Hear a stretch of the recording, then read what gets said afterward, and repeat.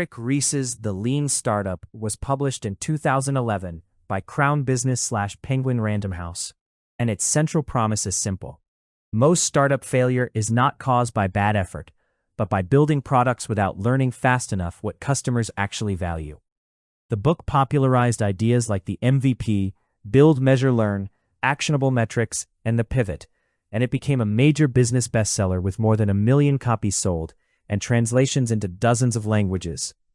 Its lasting value is that it reframed entrepreneurship as a discipline of experimentation rather than charisma, hustle, or giant upfront planning. Its main limitation, raised by Ethan Mollick in Harvard Business Review, is that lean startup can overemphasize immediate customer feedback and underweight strategy, especially when customers cannot easily imagine breakthrough products before they exist. Research has also found that the method has been influential in early-stage entrepreneurship, especially around iterative validation and business model learning. Here's the completed script. Most startups do not die because the founders are lazy. They die because they spend months, sometimes years, building something that looked smart in a pitch deck and sounded impressive in a planning meeting, but never solved a real problem people cared enough to pay for. And that is the frustration sitting at the center of Eric Ries's The Lean Startup, a 2011 business book that changed how a generation of founders, product teams, and even big companies think about building new things. What made this book hit so hard is that Ries was attacking a belief that still traps people today: the idea that success comes from perfecting the product in private, launching big, and hoping the market agrees with your vision. His argument was almost the opposite. Don't treat your first plan like the truth. Treat it like a hypothesis. Don't assume customers want what you're building. Test whether they do. Don't measure activity, measure learning. And don't confuse progress with motion. That sounds obvious now, but part of the reason it sounds obvious is because this book helped make it obvious. Ries took lessons from lean manufacturing, startup experience, and agile-style iteration and turned them into a language people could actually use: minimum viable product, validated learning, build, measure, learn, innovation accounting, and pivot or persevere. And this is why the book matters far beyond Silicon Valley, because the lean startup is really not just about startups. It is about uncertainty. It is about what to do when you are trying to build something new and you do not yet know what will work. That could mean a founder launching software, a product manager testing a new feature, a sales leader trying a new pricing model, or even a team inside a giant company trying to prove an idea before wasting a year on it. Steve Blank argued in Harvard Business Review that lean startup was replacing the old plan-heavy launch model with a faster experimental one, and that broader management impact is a huge part of why the book stuck. The first big idea is the one everybody knows, but a lot of people still misunderstand: the MVP. The minimum viable product is not the cheapest crappy version of your idea. It is the smallest thing you can build that teaches you something real about customer behavior. Ries's own definition is about getting the maximum amount of validated learning with the least effort.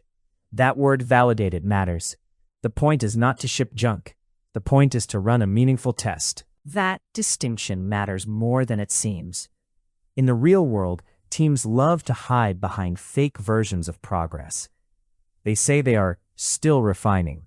They say they are not ready to launch. They say they need another quarter. But often what is really happening is fear. Fear that the market will reject the idea. The MVP forces truth into the room faster. Think about a founder building a new SaaS tool for independent real estate brokers. The traditional move is to spend 9 months building dashboards, automations, CRM integrations, and a polished website. The lean startup move is to ask, what is the core assumption here? Maybe it is that brokers desperately want faster follow-up on leads. So instead of building a giant platform, you make a simple workflow, onboard 10 brokers manually, and see whether they actually use it and keep using it. That test might save a year of work, or reveal that the real pain point was not follow-up at all. It was lead quality. That leads to the second big idea: build, measure, learn. This is the engine of the whole book. Build something, measure what happens, learn whether your core assumption was right, then repeat. The methodology page for Lean Startup still frames this loop as the core component of the system, and that makes sense because everything else in the book feeds into it. Here is why that loop still feels powerful in American work culture today. Most teams are drowning in output and starving for insight. They release features, run campaigns, redesign pages, hold planning meetings, and then congratulate themselves for being busy. But being busy is not the same thing as reducing uncertainty. A build, measure, learn loop asks a harsher question. What did we actually learn that changes what we should do next? And that is where the book separates itself. Ries is not just telling people to move faster. Plenty of business books do that. He is saying speed only matters if it speeds up learning. Fast failure by itself is not a strategy. Fast validated learning is. The third idea is probably the most underrated in the book: innovation accounting. This is Ries's answer to a problem that every founder and manager runs into once the excitement wears off. How do you measure progress when a new business is too early for traditional financial metrics to tell the truth? If revenue is tiny, the user base is small, and the product is still evolving, standard reporting can mislead you. So Ries pushes for milestone-based learning metrics and actionable metrics that help show cause and effect. This matters in modern business because vanity metrics are everywhere. App downloads, page views, impressions, raw signups, social buzz. Those numbers can make a mediocre product look healthy. A team can get thousands of users to try something once. That does not mean they found product market fit. Actionable metrics force a tougher standard. Did retention improve after the change? Did conversion improve for the segment we targeted? Did customers behave differently in a way that supports the hypothesis? If you work inside a company, this is one of the most useful takeaways from the whole book, because big organizations are especially vulnerable to performance theater. A slide deck full of big top-line numbers can hide the fact that nobody can connect the work to actual learning or better decisions. The fourth core idea is the pivot. In startup culture, pivot became a buzzword, and sometimes an excuse. But in Ries's framework, a pivot is not random flailing. It is a structured change in direction based on what you learned. The idea is that you hold on to the goal of building a sustainable business, but change the product, customer segment, channel, or model when the evidence says your original path is weak. That is a hard discipline because ego gets involved. Founders fall in love with the solution they imagined. Teams defend roadmaps because they have already invested in them. Managers worry that changing direction makes them look indecisive. But one of the most useful psychological lessons in this book is that a disciplined pivot is often a sign of seriousness, not weakness. You are not quitting the mission. You are quitting a bad assumption. That lesson lands especially well right now because modern markets move fast. Consumer behavior shifts. AI changes workflows. Software categories get crowded. Channels get more expensive. If your business cannot absorb reality and update its assumptions, it is fragile, no matter how smart the original plan looked. The fifth idea is that entrepreneurship is management. That may not sound exciting, but it was a quietly radical point. Ries argued that startups are not just chaotic bursts of invention. They are institutions designed to create something new under conditions of extreme uncertainty. That means they need a management system built for uncertainty, not one copied from mature companies. Here is why that still matters. A lot of early-stage founders think management is bureaucracy. A lot of corporate leaders think innovation is a side project. Ries argues both instincts are wrong. If you are building something uncertain, you need a repeatable way to test assumptions, prioritize experiments, and make decisions without fooling yourself. That is management. Just not the old-school kind, built for stable operations. This is also why the book had such range. It was not only useful for founders chasing venture funding. It also spoke to product leaders, internal innovation teams, and operators trying to build with less waste. That broader appeal helped turn it into a business classic, not just a startup fad. It became a New York Times bestseller and later grew into a larger movement around entrepreneurial management. Now, let's talk about what makes the book genuinely original. The ingredients were not all invented from scratch.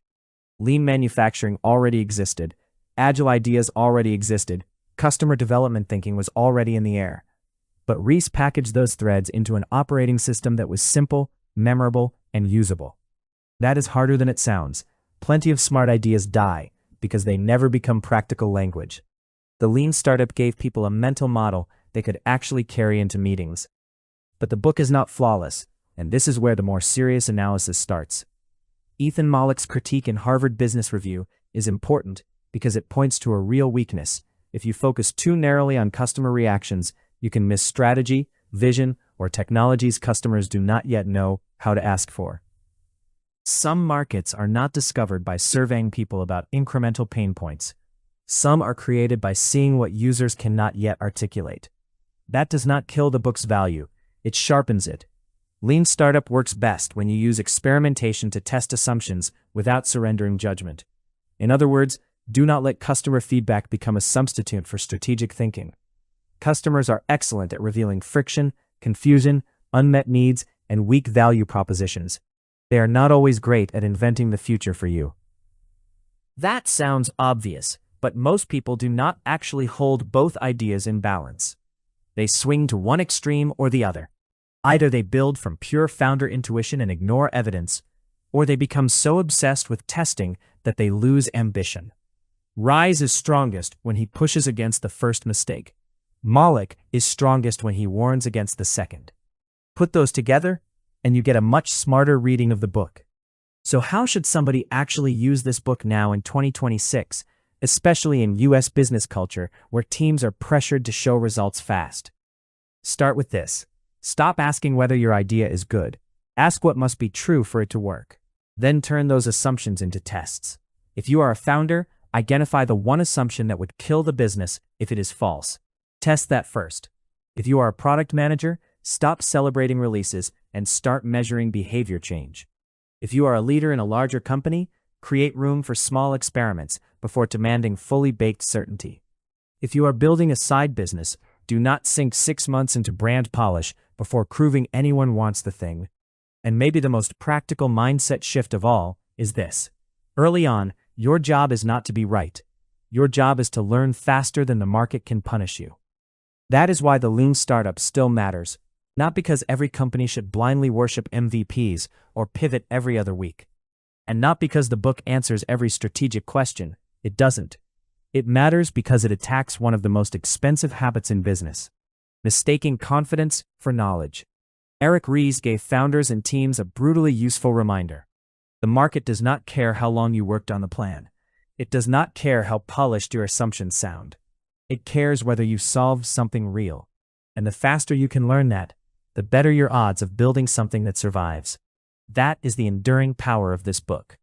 It teaches that progress in uncertain markets is not made by protecting your idea from reality. It is made by colliding your idea with reality early enough, cheaply enough, and honestly enough that you still have time to get smarter.